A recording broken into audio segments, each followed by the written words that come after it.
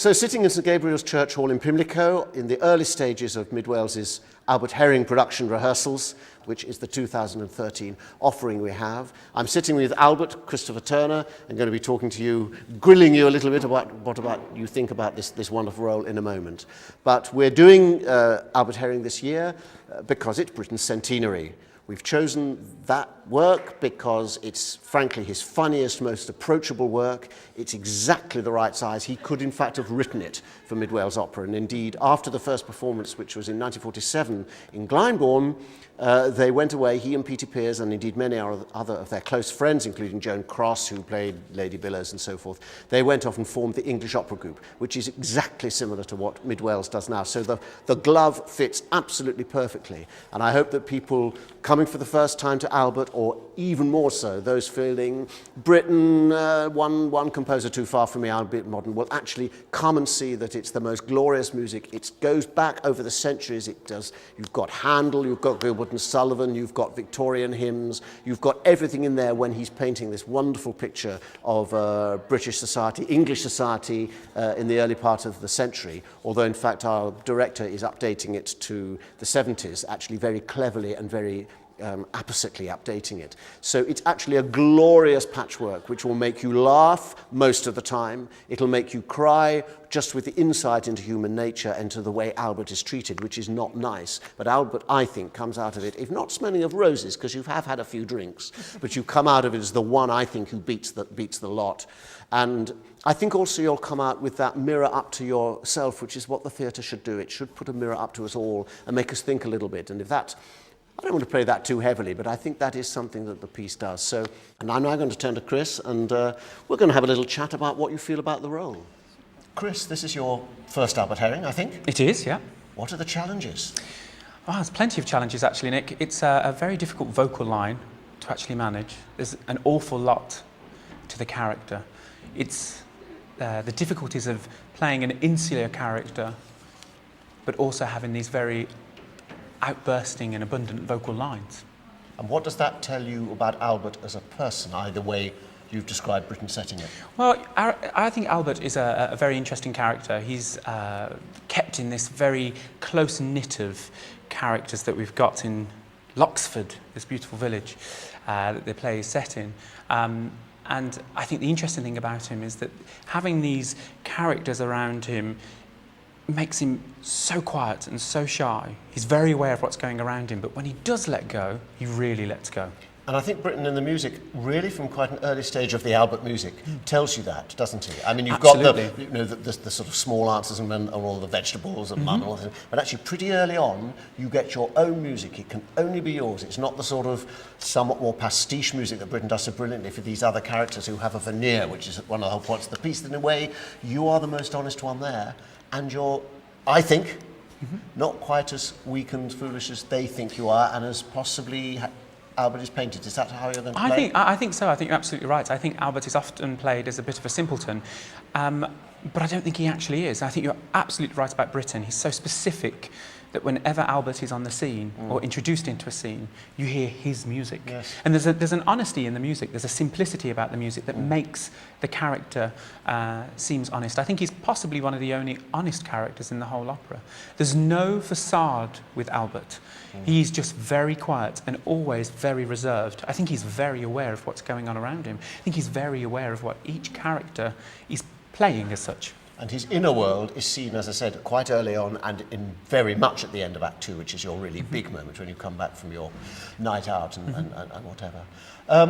Where do you see it? It comes 2 years after Peter Grimes. Do you see them as similar characters? If there are, what are some of the similarities? Oh, I think so. I mean, I think there's a lot of similarities between Albert and Peter Grimes. Peter Grimes is also an opera which one day I hope to sing. It's a wonderful role, but Peter Grimes himself is, again, another very insular character.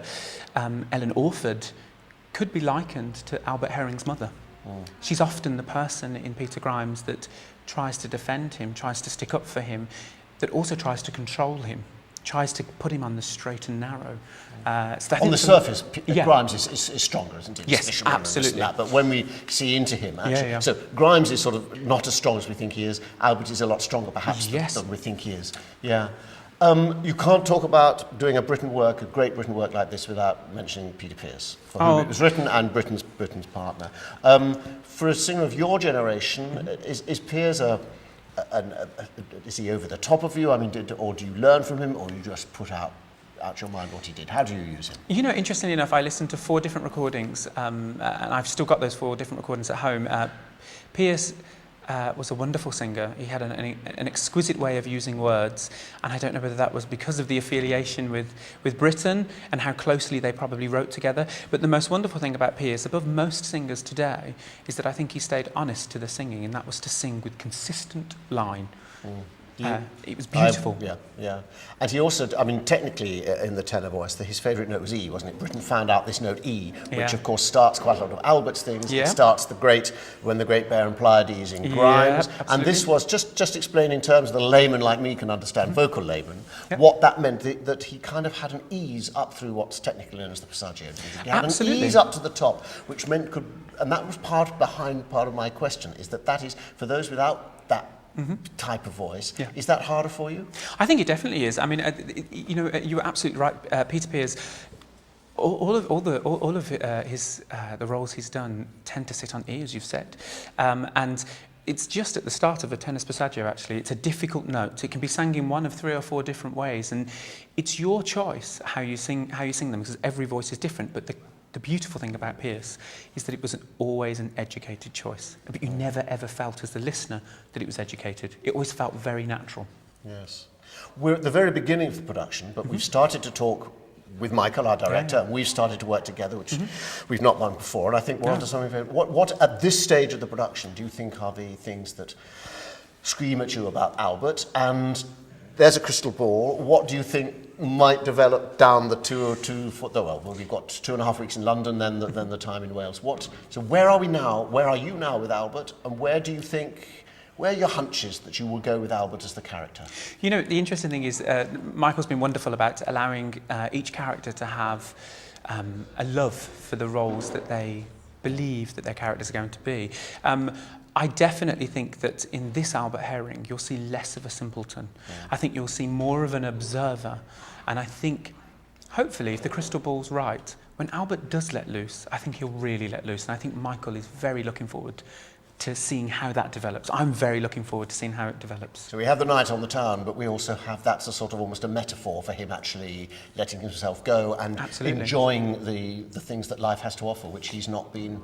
He's never been allowed. He's not been allowed by the love of his mother, who I think we feel actually loves him deeply and does what she does out of that. And I suspect, are not going to find her painted as quite such a harridan as perhaps is sometimes done. That's a hunch. We haven't got to that part of the opera yet. We haven't quite got there yet, but I think you're absolutely right. I think that there is genuine love, and I think Annie will do a wonderful job of playing Mom. There's more to be found in those 2 characters.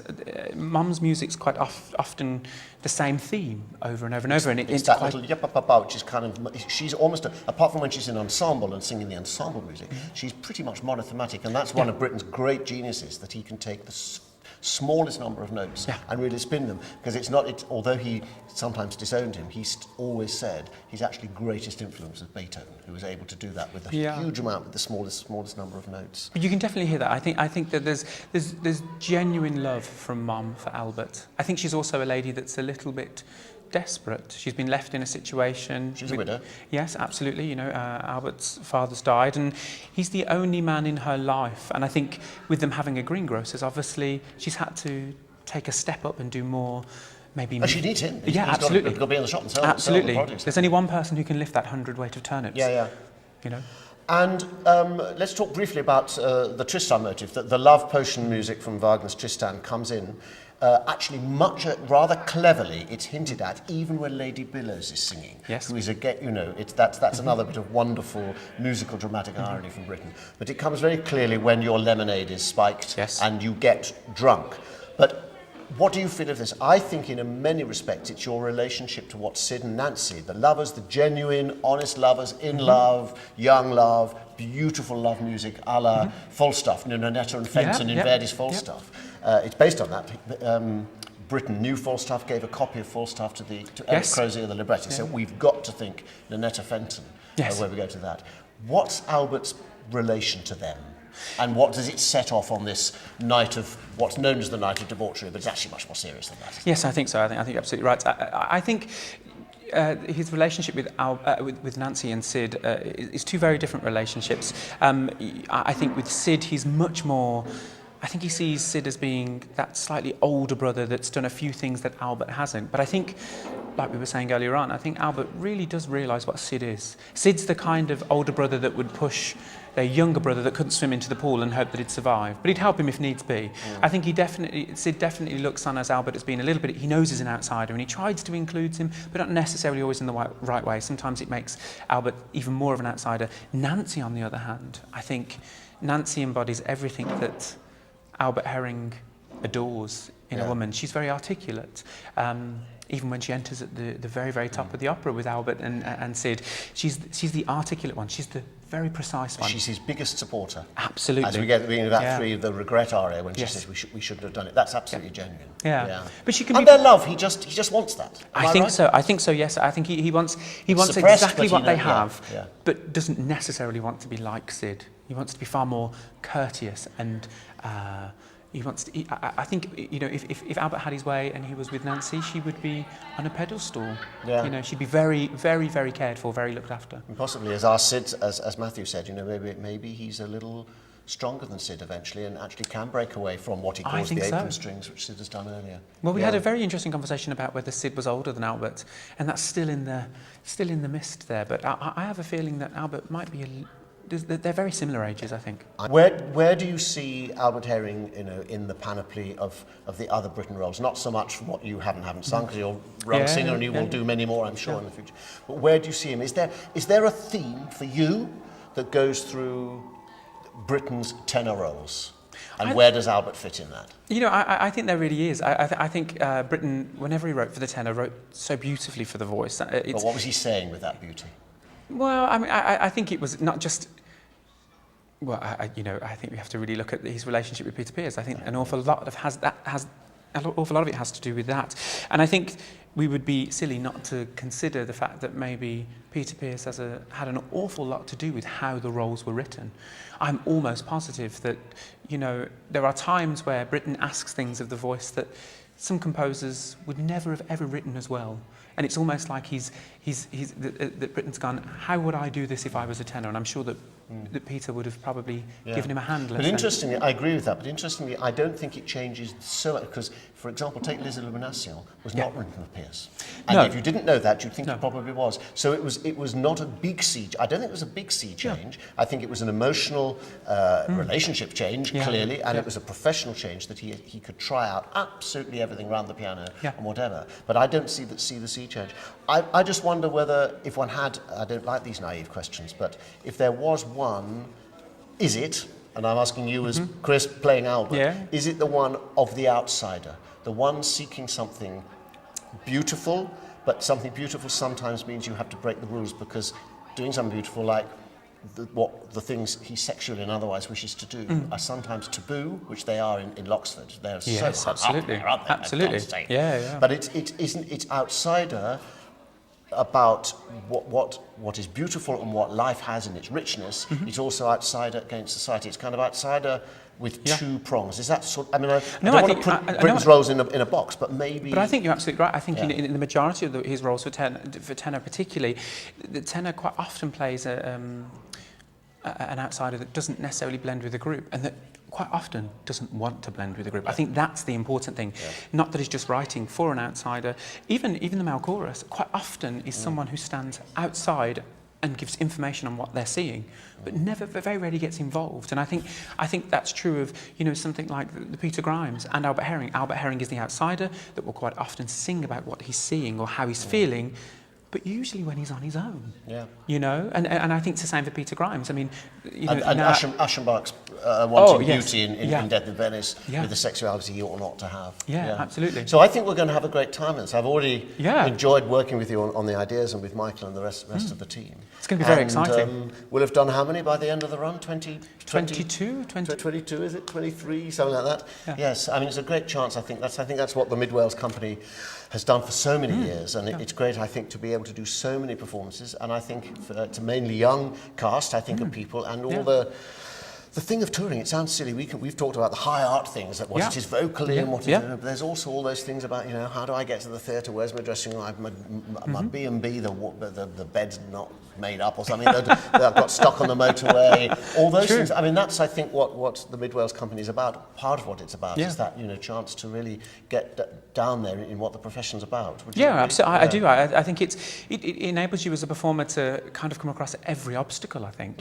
You're working in a different theatre every time you perform. Quite often you won't do more than 1 or 2 performances in a row at that theatre. You're bringing music to a theatre that might not necessarily have seen opera for a while. You're bringing music to a community that may, that at one time may have been covered by some of the bigger companies that's no longer covered by the bigger companies. And I think that's the wonderful thing. You're opening up opera to an audience that might not always have the chance. And final question.